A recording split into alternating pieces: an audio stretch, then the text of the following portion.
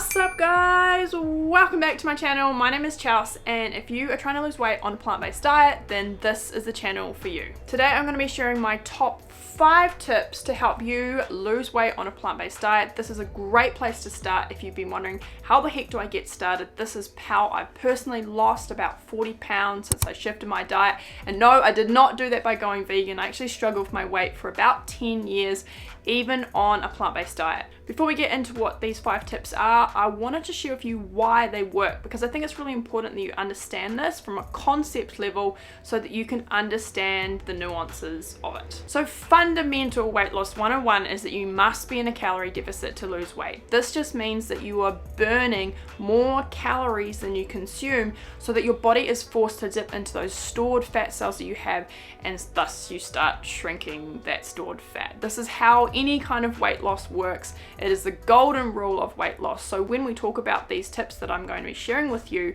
understand that these all help you to reduce your calorie consumption in some way. And no, you don't have to count calories to do that. The number 1 tip for reducing the calories in your diet, which is the best place to start when you're trying to lose weight, is that you reduce your oil consumption. I personally don't cook with any oil anymore. I saute with water, I bake vegetables without oil, and because oil is the most calorie dense food on the planet at about 4,000 calories per pound, simply by eliminating it from your cooking and your day-to-day diet means that you can save hundreds of calories a day if you typically cook with oil. Remember, weight loss is all about getting into a calorie deficit and reducing the calories from your starting point. So an easy way to do that you're not even going to notice is simply by getting rid of the oil. It's not going to affect your fullness at all. It's just going to save you hundreds of calories. I always understood that oil was super high in calories, but I never realized how much until I started to compare it with other foods. This is a comparison of oil and zucchini, and these are the same amount of calories, but look at how much more zucchini you get to eat. This motorbike going by. How much more zucchini you get to eat for the same amount of calories of oil. Which of these do you think is going to keep you more full? This is the whole principle of being able to use calorie density to lose weight, and that basically just means that the amount of calories in a food vary dramatically depending on what that food is. So for instance, you see that oil, that is the same amount of calories as a zucchini, but there's way less volume of food, so it's a much higher calorie density food. There is nothing that tops oil. It is really easy to get it out of your diet, and some of the ways that I do that is I bake without oil. I use baking paper on my trays. It's super simple, and if you use a fan bake oven, you can get that crispiness. I know a lot of people use an air fryer. I personally don't have one, but that can be a good option for roasting your vegetables as well, and after a while you really don't miss the oil. It's really easy to water saute. All you need to do is have a kettle or some kind of little cup of water with you when you're sauteing whatever veggies or whatever food you have, and just add little tiny bits of oil as you go to stop it sticking. I like to use a non-stick pan, and I find this especially helpful when I'm cooking something like tofu, where I'm not using any oil or any kind of water at all, and I'm actually cooking that dry, and that helps to stop it sticking. I mean, some people have a problem with using a non-stick pan. I personally pick my battles and I don't worry about it, but if you do, you can always use that method of just using a little bit of water to stop things sticking to the pan. Another tip that I found super helpful is if you simply put the lid on top of your vegetables while they are cooking, the steam will help to cook them, and it will stop it sticking as well, because you're not letting as much water evaporate, and it allows the water to stay trapped in there.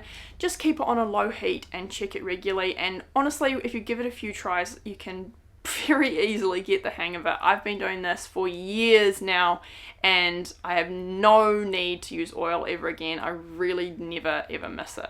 Tip number 2 is to eat a buttload of veggies. I'm talking a lot of veggies. I typically eat between 1 to 2 pounds of vegetables a day. That's about a kilo of non-starchy vegetables. So non-starchy vegetables is pretty much any water-rich vegetables. It doesn't include things like potato or sweet potato, some kind of parsnips, but most vegetables are non-starchy vegetables, and you can always Google it if you are in doubt. Non-starchy vegetables are super low in calories. They average about 100 calories per pound. When you compare that to oil, which was 4,000 calories, they are on the absolute other end of the spectrum in terms of calorie density. They are so low that the more you add them to your diet, the more you're going to be displacing higher calorie foods, the more fullness you're going to experience. This is going to help you stop binging, it's going to help you to stop reaching for snacks, it's going to keep you full so that you're less likely to give in to hunger. This is the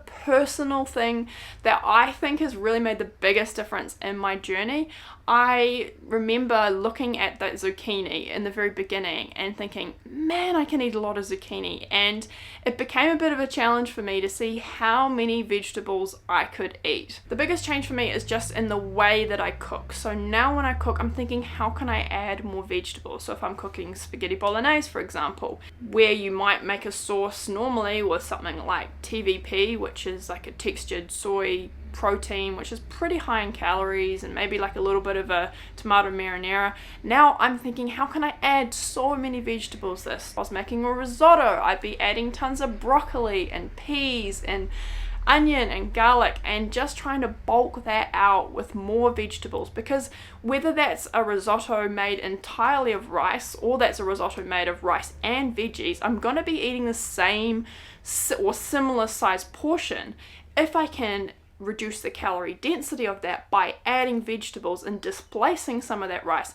I'm automatically reducing the calories in that meal without any extra effort and any difference in fullness, which is flippin' fantastic. So there are a couple of ways that you can add more vegetables to your diet. A really common one is to try and do a 50-50 plate at most of your meals. I personally don't do it at breakfast, but I do something similar at lunch and at dinner. And that's where you basically just put half of your plate as non-starchy vegetables and the rest of your plate as whatever you want, hopefully without oil. So where this gets a bit difficult and where people don't understand exactly how to use this concept is they will fill up half their plate with lettuce or a vegetable like some kind of greens or spinach, which really doesn't take up much space in your stomach and is very, very light. So I will still eat greens, but I don't count that as my non-starchy vegetables. That's just an added little extra. The idea is that you want the weight and the bulk of those non-starchy vegetables to help you feel more full, and even a whole head of lettuce is not really going to contribute to fullness. So one of the methods that I like to use is to aim to eat between 1 and 2 pounds of vegetables a day. And you don't have to count this, you do not have to get this perfect. The idea though is to move away from looking at what the volume is just on your plate to actually consuming a lot of weight of vegetables, because like I said, lettuce just doesn't take up much weight. I love cooking with frozen vegetables because they're cheap and they're convenient, and one of the cool things about them is that they always have the amount of food on the packet. Another thing you can do is weigh a few vegetables and get an idea of how much they weigh. And I just want to point here that I pretty much always season my vegetables with something. I use veggie stock, or I'll use soy sauce. I'll put some salt and pepper on there, maybe some hot sauce. I don't eat plain vegetables, and if you are struggling like Kevin from The Office to eat a broccoli, then don't make it harder for yourself. Put a little bit of seasoning on there so that you can actually get it down. Tip number 3 is to stop drinking your calories, and what I mean by that is specifically alcohol, soda or fizzy drink, and processed juices. All of those things are exceptionally high in calories and they don't help you feel full at all. You can easily down a glass of orange juice without any extra fullness, and this is something that I believe kept me overweight for many years, because I wanted to be like a raw foodie and I saw people drinking a lot of processed juice. And even though that was a lot of time natural, because it had the fiber taken out of it, it was very, very calorie dense and it wouldn't keep me full. There's a huge difference between eating 5 apples and eating the juice from 5 apples. Most people couldn't even eat 5 apples in a sitting. Anytime you process something, you make it more calorie dense. There's quite a few reasons that I've decided not to drink alcohol. I've never been a big drinker, but a few years ago I decided that I was going to stop drinking completely, and that decision has made it really, really easy to just never drink. And there's a couple of ways that alcohol can actually massively contribute to your calories, and I'm sure you know some of these. Number one being the fact that it is calorie dense, or things like wine at least are calorie dense anyway.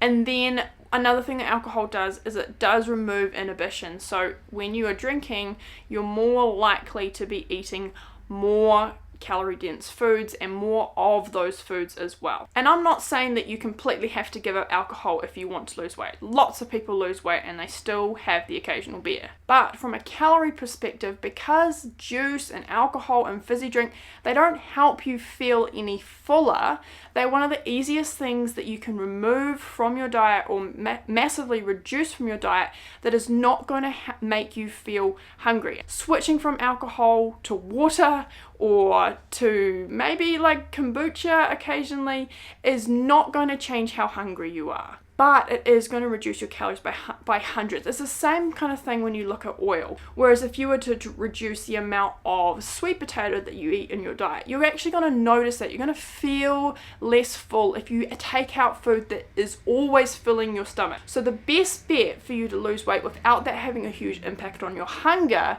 is to look at the foods, how you can remove those that are not contributing to fullness in the first place. So oil, alcohol, fizzy drinks, any kind of processed juice are, in my mind, the first place to start. I also drink coffee pretty much every day.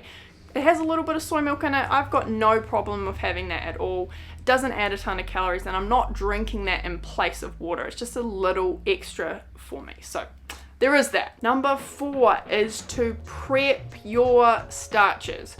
So basically what that means is that you always want to have some kind of sweet potato, whole grain, legumes ready that you can eat, because veggies cook quick. You can cook up veggies from frozen in 5 minutes flat, but it takes a lot longer to actually cook rice or cook potatoes. So if you want to be able to stick to this way of eating, the best bet that you have is to have those foods always ready, always prepared, so that you can quickly throw a meal together. Because here's the thing, once you get hungry removes your inhibitions like nothing else. We all know what it's like to feel controlled by hunger and not want to stick to any kind of diet or lifestyle change once that hunger sets in. So if you've got a meal that you can throw together quickly with some brown rice and some veggies in there, maybe some mashed avocado on top, I do this all the time, then it makes it much easier for you to actually stick to that. The whole idea is to make this as easy as possible so that you actually follow through and do it. So what I like to do is have potatoes cooked up. Like I said before, I cook them in a tray with a baking paper, and I always buy potatoes that are washed because I just don't want to wash potatoes. It saves me a little bit of time and it makes me more likely to do it. I also cook up things like sweet potato, and I just roast them whole because, again, I want to make this easy for myself and I can always cut them up for a salad later on. I even buy packet brown and white rice to have if I need to put together a quick burrito bowl or a sushi bowl, because I know that the biggest barrier to me being consistent in my diet is not having foods ready when I'm hungry. So you can eliminate some of that just by having a few packet or pantry items that are going to help you stay on track when you're in a pinch. Number 5 is get okay with this being a messy and very imperfect journey with lots of failure as you try and change very ingrained habits. We tend to think that we just need that light bulb moment and then all of a sudden we're going to be able to change quickly, that we've been making no progress, and then suddenly we understand what we need to do. Maybe this video is helping you do that. And we think that because we now have that knowledge, change is going to be quick and easy, but it doesn't work like that. Change takes time. There's going to be so much failure in there, and you're not going to really notice the effects of change. You might not even feel like you're making change until all of a sudden those habits start to pile up and you have exponential change. Give yourself some grace and be realistic about the fact that your habits are probably things that you've learned since your childhood. So watching one YouTube video, reading a book, or joining a program is not going to change those things overnight. The only thing that changes you long term is action. So do whatever it takes to take messy, imperfect action. Progress over perfection, because if you can make progress, you can change and get to your goal over time. Successful people try and they fail often, but they're not derailed by failure because they expect and anticipate it, and they realize that it is part of the process. Embrace failure as part of the journey. Choose to learn from it and use it to learn what works and what doesn't, and you are much more likely to make quicker and more consistent progress. Thanks so much for listening. I hope that you found this helpful, and if you want to check out some more tips I share daily on my Instagram, ways that you can incorporate these kind of tips into your lifestyle and busting myths all over the place and all that good stuff, so go follow me over on Insta. You can also check out my free weight loss bowl guide, which is where I show you how to make delicious bowls like this using all the principles that I've talked about, and it's a really great place to start when you're wanting to know, how do I freaking get started on this thing? Let me know what you thought of the video, comment below, and I'll see you next week.